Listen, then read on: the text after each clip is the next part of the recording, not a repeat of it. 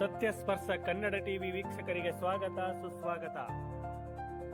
ಎಲ್ಲೆಡೆ ಮಳೆ ಕೊರತೆ ಎದುರಾಗಿದ್ದು ರಾಜ್ಯ ಸರ್ಕಾರವು ಬರಪೀಡಿತ ಪ್ರದೇಶಗಳನ್ನು ಗುರುತಿಸಿ ರೈತರಿಗೆ ತಕ್ಷಣ ಪರಿಹಾರ ಘೋಷಣೆ ಮಾಡಬೇಕು ಎಂದು ರೈತ ಸಂಘದ ಹಿರಿಯ ಹೋರಾಟಗಾರ ಕೆಟಿ ಗೋವಿಂದೇಗೌಡ ಒತ್ತಾಯಿಸಿದರು. ಪಾಂಡವಪುರ ತಾಲೂಕಿನ ಕ್ಯಾತನಹಳ್ಳಿ ಗ್ರಾಮದ ರೈತ ಸಂಘವು ಆಯೋಜಿಸಿದ್ದ ರೈತ ಹುತಾತ್ಮ ದಿನ ಕಾರ್ಯಕ್ರಮದಲ್ಲಿ ಭಾಗವಹಿಸಿ ಅವರು ಮಾತನಾಡಿದರು. ಒಂದಲ್ಲ ಒಂದು ರೀತಿಯಲ್ಲಿ ರೈತರಿಗೆ ಸಮಸ್ಯೆ ಬಿಗಡಾಯಿಸುತ್ತಿದ್ದು ಈ ಬಾರಿ ಮಳೆ ಬೀಳದೆ ಬೇಸಾಯ ಕಷ್ಟಕರವಾಗಿದೆ. ರೈತರು ಕೃಷಿಯನ್ನೇ ಅವಲಂಬಿಸಿ ಜೀವನ ನಡೆಸುತ್ತಿದ್ದಾರೆ. ಕೇಂದ್ರ ಮತ್ತು ರಾಜ್ಯ ಸರ್ಕಾರಗಳು ಕೂಡಲೇ ರೈತರ ಸಮಸ್ಯೆಗಳಿಗೆ ಪರಿಹಾರ ಹೊರಡಿಸಬೇಕು ಎಂದು ಆಗ್ರಹಿಸಿದರು. ಹೋರಾಟಕ್ಕೆ ಮುಂದಾಗಲು ಕರೆ. ಪ್ರಸ್ತುತದಲ್ಲಿ ರೈತರ ಸಮಸ್ಯೆಗಳು ಹೆಚ್ಚಾಗುತ್ತಿವೆ. ಇದನ್ನು ಮನಗಂಡು ರೈತ ಸಂಘವು ರೈತ ಪರ ಹೋರಾಟ ನಡೆಸುತ್ತಿದೆ. ಕಾವೇರಿ ನೀರಿಗಾಗಿ ರೈತ ಸಂಘವು ಹೋರಾಟ ನಡೆಸಿದಾಗ ರೈತರ ಸಮುದಾಯ ಭಾಗವಹಿಸಲಿಲ್ಲ. ಅದು ರೈತ ಸಂಘದ ಸಮಸ್ಯೆ ಎಂದೇ ಉದಾಸೀನ ತೋರಿದರು.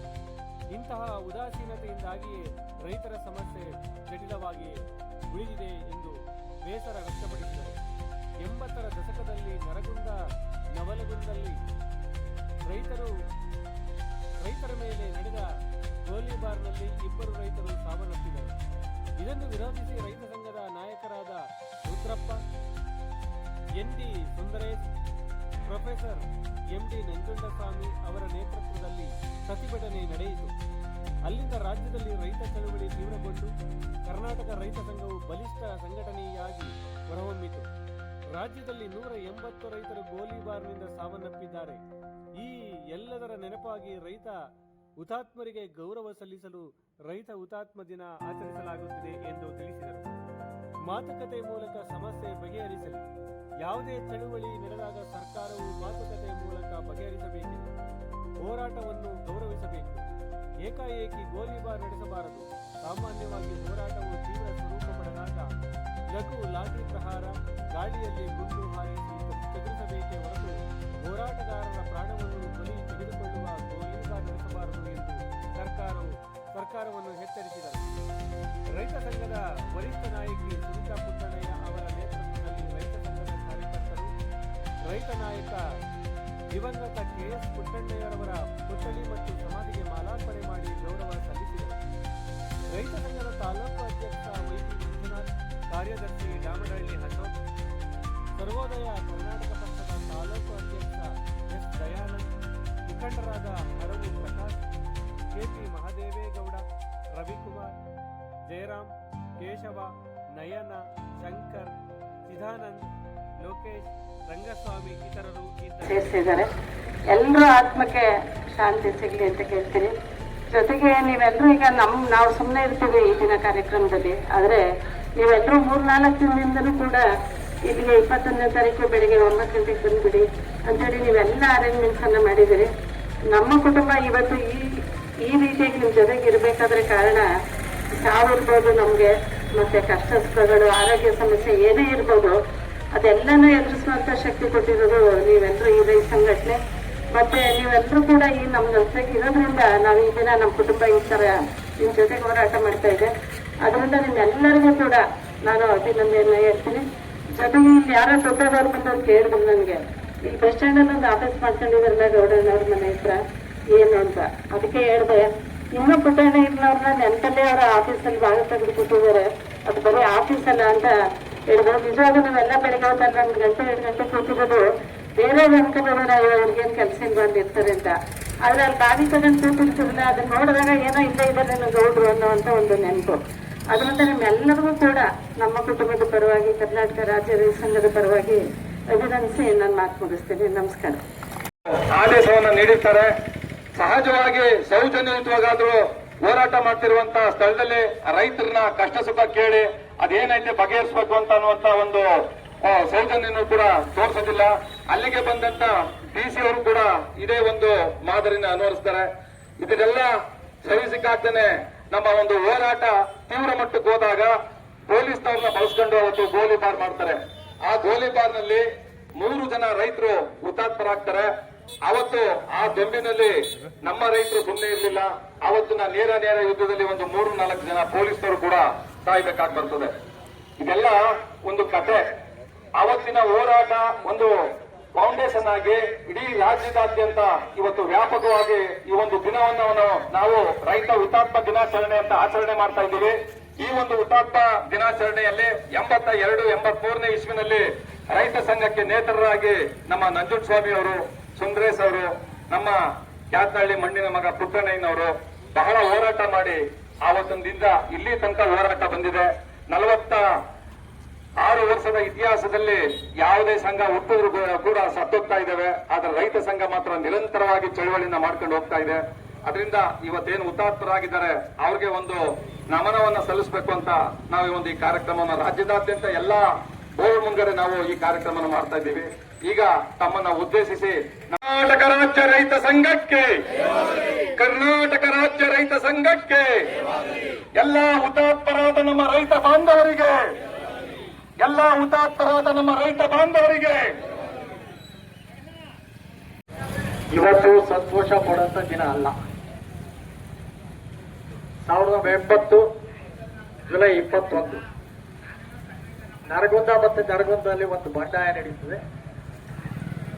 ಆ ಬಂಡಾಯಕ್ಕೆ ಮೂಲ ಕಾರಣ ಅಂತಂದ್ರೆ ಯಾವುದೇ ಒಂದು ನೀರಾವರಿ ಪ್ರದೇಶ ಹೊಸದಾದಾಗ ಅದಕ್ಕೆ ಸರ್ಕಾರ ವಿಧಿಸ್ತಕ್ಕಂಥ ಏನು ಕಾಂಟ್ರಿಬ್ಯೂಷನ್ ಇರ್ತದೆ, ಆ ಡ್ಯಾಮ್ನ ನಿರ್ಮಾಣ ಮಾಡಕ್ಕೆ ತೆಗೆದ ವೆಚ್ಚವನ್ನ ಕಾಂಟ್ರಿಬ್ಯೂಷನ್ ರೂಪದಲ್ಲಿ ಪ್ರತಿ ರೈತರಿಂದಲೂ ಕೂಡ ಅದನ್ನು ವಸೂಲಿ ಮಾಡ್ತಿರುವಂತದ್ದನ್ನ ವಿರೋಧಿಸ್ತಾರೆ. ಅದೇ ರೀತಿ ಯಥಾತತ್ವ ಕಂದಾಯ ಮತ್ತು ನೀರಾವರಿ ತೆರಿಗೆಗಳು ವಿಧಿಸೋದನ್ನು ಕೂಡ ವಿರೋಧಿಸ್ತಾರೆ. ರೈತರ ಮನೆ ಜಪ್ತಿ ಮಾಡ್ತಿದ್ದಂಥದ್ದು ಕೂಡ ವಿರೋಧಿಸ್ತಾರೆ. ರೈತರ ಜಮೀನುಗಳ ಹರಾಜು ಮಾಡೋಂಥದ್ದು ವಿರೋಧಿಸ್ತಾ ಬರ್ತಾರೆ. ಹಾಗೇನೆ ಅಂದು ನಡೀತಿದಂತ ರೈತರ ಮನೆ ಜಪ್ತಿ ಇದ್ದಿರ್ಬೋದು, ಇನ್ನಿತರ ಯಾವುದೇ ಅಹಿತಕರವಾದ ಘಟನೆಗಳು ನಡೀತಿದ ಸಂದರ್ಭದಲ್ಲಿ ರೈತರು ಬಂಡಾಯ ಹೇಳ್ತಾರೆ. ಆ ದಿವಸ ನಮ್ಮ ಏಕಾಏಕಿ ರೈತರ ಮೇಲೆ ಗೋಲಿಬಾರ್ ಮಾಡ್ತಾರೆ. ಅದಕ್ಕೆ ಒಂದು ವ್ಯವಸ್ಥೆ ಇದೆ.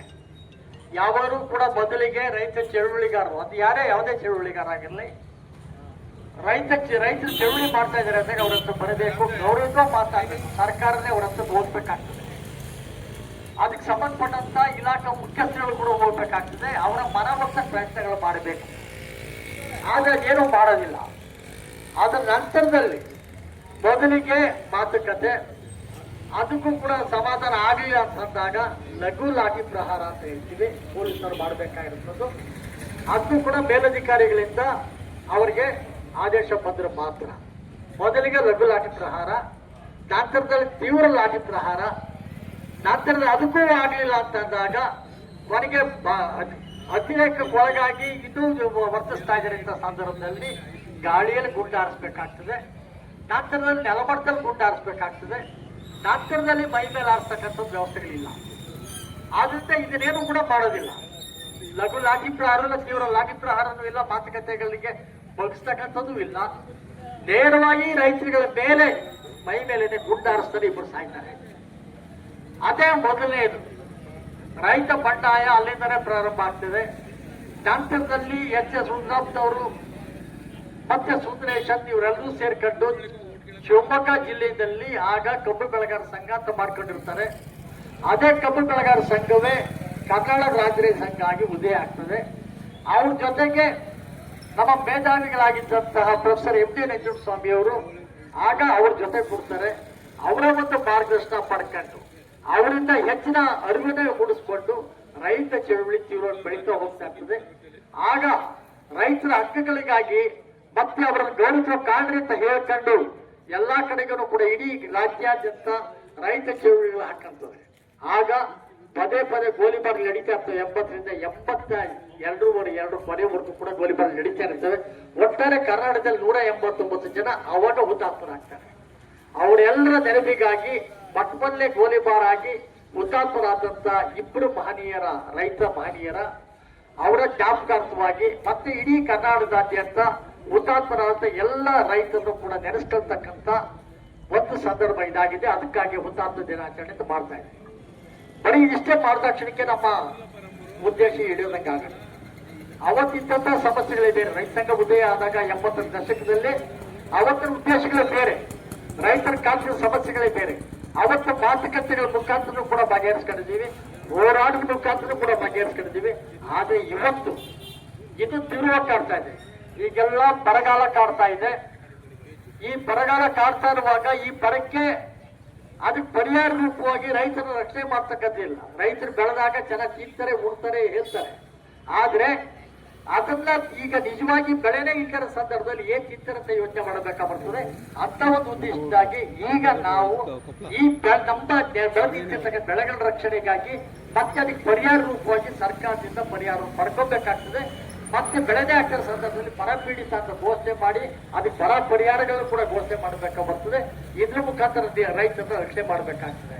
ಈಗಾಗಲೇ ನಾವು ನೋಡುದು ಎಲ್ಲ ನೀರಿಗಾಗಿ ಹೋರಾಟ ಮಾಡೋ ಸಂದರ್ಭದಲ್ಲಿ ಕೇವಲ ಕೆಲವೇ ಮಂದಿ ಬೆಳವಣಿಗೆ ಮಂದಿ ಹೋಗಿದ್ದು KRS ಎಕ್ಸಿಕ್ಯೂಟಿವ್ ಇಂಜಿನಿಯರ್ ಆಫೀಸ್ ಮುಂದ್ಗಡೆ ಅಲ್ಲಿ ಹೋಗಿ ಚಳುವಳಿ ಮಾಡ್ತೀವಿ. ಅವತ್ತಿಗಾದಂಥದ್ದು ಅವತ್ತಿಗೆ ನಾವು ರೈತರನ್ನ ಉಳಿಸ್ಕೋಬೇಕು, ಬೆಳೆಗಳನ್ನ ಕಾಪಾಡ್ಕೋಬೇಕು ಅಂತ ಹೇಳಿ ನೀರು ಬಿಡ್ರಿ ಅಂತ ಹೇಳಿ ಹೋರಾಟ ಮಾಡ್ತಾ ಇದ್ರೆ ಎರಡು ಕೂಡ ಆನಂದವಾಗಿ ಇಲ್ಲಿ ಎಣ್ಣೆ ಹೊಡಿತಾ ಆನಂದವಾಗಿ ಮಾಡಿ ತಿನ್ಕೊಂಡು ಕೂತಿರ್ತಾರಪ್ಪ. ಇದು ರೈತರಂತಂದ್ರೆ ಅದಕ್ಕಾಗಿನೇ ಹೇಳೋದು. ಏನು ಕೂಡ ರೈತ ಚಳುವಳಿ ಮಾಡ್ತಾ ಇದ್ದಾರೆ ಅಂದಾಗ ಎಲ್ಲ ರೈತರು ಕೂಡ ಮೇಲೆ ಹೇಳ್ಬೇಕು. ಯಾರಿಗಾಗಿ ಮಾಡ್ತಾ ಇದೆ?